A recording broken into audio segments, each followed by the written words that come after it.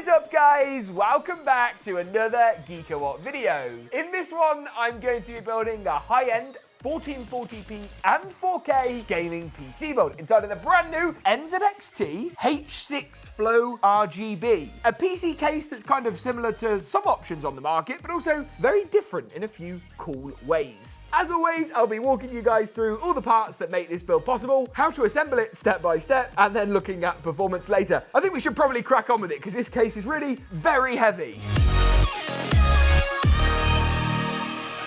Let me begin by walking you guys through all of the parts that make this build possible first of all. CPU-wise, I've picked up the AMD Ryzen 7 7700X. The 7700X is a great value chip with high core and thread counts, making it great for multitasking workloads, a bit of video editing, a bit of streaming, a bit of rendering, but it's also great for gaming. And while Intel's new i7 14700K is actually okay, it's the most decent 14th gen chip of the lot, this thing is still going to be better value. I wanted to go for a build today that was high performance, definitely not cheap, but also not unnecessarily expensive. I'll be installing this into the MSI X670E Tomahawk Wi-Fi. Now, the reason I picked this board is basically MSI's, or one of MSI's, entry-level X670 boards. It's more aligned with some of the high-end B650 boards as far as price point goes, giving us the top-end features including PCI Gen 5, overclocking for the CPU and the memory, and of course, plenty of power delivery for our Ryzen 7 II.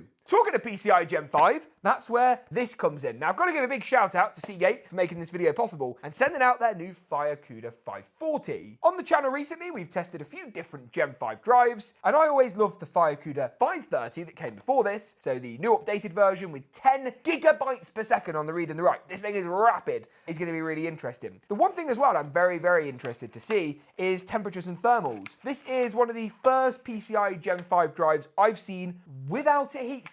Some of the drives I've seen have got these huge heat sinks. This is just a bit more slimline and a bit more simple. So really, really interested to see how that performs. They're going to give one away as well to one of you guys. So check out the link down below for details on how to enter. I'll be also adding in 32 gigs of Corsair Vengeance RGB memory. This is the EXPO kit, so it's got the nice sort of overclocking preset for the AMD motherboards, a bit like AMD's version of Intel XMP. Gonna work really nice. 32 gigs is honestly all you need for gaming. 64 if you want higher end video editing or rendering. Don't buy 16 gigs of DDR5. Really is no point nowadays, especially with how cheap some of the DDR5 memory has got. Sticking with the NZXT theme of the case, power supply, cooler, I've picked up the Kraken Elite 360. This is their new higher end option with the inbuilt screen, but I'm also going to add some RGB fans. You can get this, I believe, with RGB fans as standard, which probably would have been more sensible. But I'm going to have a look at their new F120 RGB cores and see how they perform too. They're going to match up nicely with the new NZXT H6 Flow, which I'll come back to in a minute, while the NZXT C1200 Gold provides the power we need. Now, I know what you're probably thinking, James, this is a bit high end, and you'd be right, but I picked it for the PCIe Gen 5 power cable, which I've now realised I actually don't need. So not only have I gone for more wattage than is required, I've also got cables I actually don't need. So I'm going to swap this out for the 1000 watt unit, which is still a little bit on the high end for the 7900 XT, but a little bit of bandwidth and a little bit of headroom never hurt. Talking of which, graphics wise, AMD RX 7900 XT, oh, it's beautiful. This is a really compelling option right now. $799, they dropped the MSRP to. Some board partner cards are going to cost more. This is AMD's own design. Just look at the benchmark numbers on your screen now. 1440p, 4K, you name it, this thing's got it covered. I particularly like this card from AMD because it's a bit more modest in size. You still get the nice 3-fan cooler. It still feels a bit gamery, but it isn't overkill, it isn't garish, and it doesn't cost a great deal of money. The whole build is going to be installed inside of the NZXT H6 Flow, and that's where I want to take a bit of a closer look. Remember when NZXT released the H9? It was kind of a pretty blatant Leon Leo 11D inspired chassis. This resembles to me more of something like a Height Y60 or a smaller version of the new Y70 Touch. But it is a bit different. So it retains the dual chamber design that makes cases like the Height case so popular, but you get the standard horizontal rather than vertical GPU mount. But the one thing they have done is they've added the curve of the case, or sort of the three-way split at the back. So this is almost like a Height Y60 in reverse. Aesthetically, you might wonder why they've done this and what it actually has allowed. It's allowed for a triple 120mm fan intake on the front,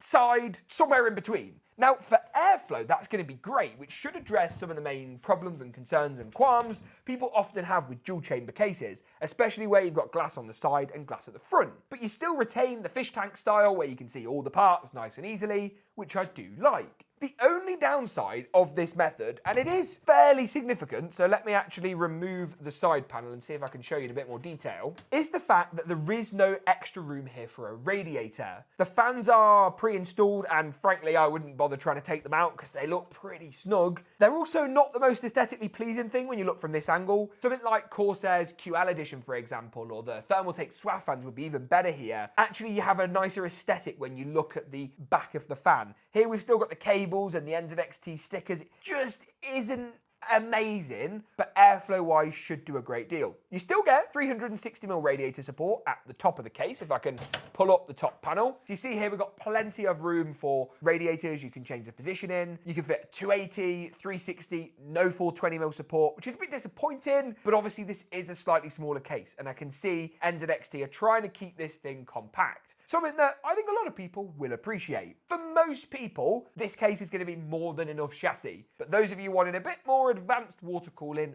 might want to look elsewhere. It's also for that reason, amongst the fact that Intel 14th gen isn't particularly fantastic, that I've gone Ryzen because it's easy to cool with a 360mm rad. Take the new i9 14900K, this case does not have adequate cooling. And NZXT, if I can pick one bone, and I do actually really like this case, the back. Give me a fan at the back, please. Even if it's not an RGB one, just give me one. One fan is all I ask at the back of the case. Just a normal black RGB fan. It makes me angry. Anyway, what I'm going to do next is build up the motherboard, then pop all of this into the case. So CPU goes into the motherboard first, followed by the memory on the right-hand side. And then, of course, I'm going to take some time to install our new FireCuda 540 SSD, which I'll be testing in more detail a little bit later. Before moving this now sort of semi-complete motherboard assembly into the H6, I am going to open up the Kraken Elite 360 cooler and see if there's any preparation that needs doing before actually moving things over. Now, the included manual, oh my word, it is a big boy. That keeps getting bigger. Oh my God. Right. These steps here are the instructions that we're bothered about. It's saying that you remove any stock mounting hardware for AMD, add on these little sleeves, I suppose, or spacers, and then screw the posts in. That's really all we need to do, as the cooler's just going to drop onto those once the motherboard's in the case. These fiddly bits, though, are good to get out of the way now, while everything is still nice and easy to access. Then the case is ready to slide into the motherboard, so it should just go straight into the motherboard tray without any problems. Oh yeah, look at that. And then it's a simple case, just screwing it in with all the screws that come with the case. I think it actually looks really good. Very, very happy with how that's looking so far. Then I can finish off the CPU cooler. Don't need the instructions anymore. Rad's gonna go at the top, but before I do that, I need to add the fans on the bottom. Now, this is the kind of fan NZXT should have included in the back of the case as standard. And to prove a point, I'm gonna put it in the back of the case. The extra two, I'm also then gonna put in this area at the bottom. You're not actually gonna see them because it's sort of recessed and hidden away. So buying the extra pack of fans doesn't mean the existing fans have to go to waste. It's actually going to enhance the airflow further. Scratch that. The two 120mm fans I'd intended on putting at the bottom don't fit because these are 140mm holes and there's no 120mm holes. Why? For the life of me, cannot understand why you would do that. I mean, I suppose if you know that this is the case, then you can plan around it. But to me, that just doesn't make any sense. And it's such a shame because the rest of the case is all 120mm, 120mm, 120mm. So why is the bottom different? And why isn't the support for a smaller fan? These fans now are basically worthless.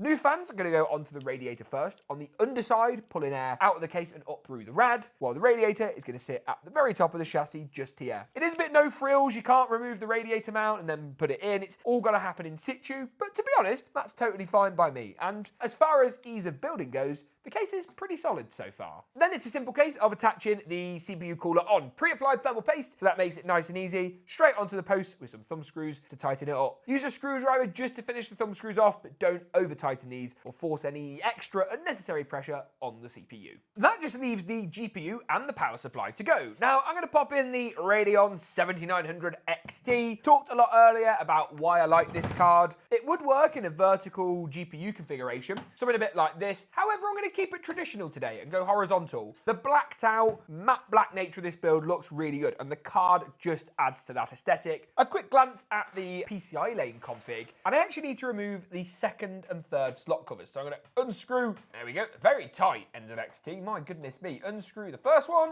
and then unscrew the second one as well. Come on. Yes, you can do it. Really tight. There we are, and that's going to free out both of the PCI lane covers, allowing me to pop the GPU in. Push the clip back if it's not already. Slide it into place. A bit of pressure. A bit of pressure. Try that again. Hey, there we go. Finally got it in. And then a couple of screws to secure it down and stop it from going anywhere. Also just going to pop the top back on at this stage. Start closing the build up. Give it a whack. Nice. I will say, credit where it's due, I've started doing a little bit of cable management around the back. Ignore these sort of excess fan cables, but all of the RGBs all running down the side. The hubs just magnetically stick into the back of the case. It's actually very nice to build in. And obviously once the power supply goes in here, yes, it's going to get a bit more full, but clearance still seems actually plenty to me while being very compact. Talking of power supplies, I did originally have the C1200. I've now gone for the C1000. Arguably still a bit overkill. Less overkill though, so that's obviously a good thing. Fits in the back of the case, no problem. Standard ATX design. 80 plus gold, super efficient. What's not to love? This graphics card doesn't need the PCI Gen 5 power cables either, meaning it's really, really easy to get the whole build wired up without too many problems. I am still low-key quite sad I haven't been able to put the extra intake fans at the bottom. I don't think airflow is going to be an issue, but it would have been really nice, especially for our GPU temperatures, with such a clear sight for the airflow to the GPU. Either way though, power supply, get that all installed, get all the cables and wiring nicely connected, and we're pretty much good as far as the build goes. The only cable that isn't plugged in is the front panel connector, so I've plugged it in. Is the switch on the power supply on? It is indeed. I'm going to try and jump it and see if I've done a decent job or not building this machine. Here we go. Oh! Whoa! It works! Nearly works! So the radiator fans are on. They're white. They'll need changing at a later date. The fans on the sort of side front are on, but not spinning. So I need to figure that out. With a bit of luck, this should fix it. Yes! So, fan-wise, 3 at the top, 1 at the back, and of course the 3 at the front side mount. All good to go. Let me get this thing tidied up, put the panels back on, and we'll jump into performance in just a moment. But first, it's time for an epic GeekaWhat montage of my new H6 Flow 7900 XT gaming PC build.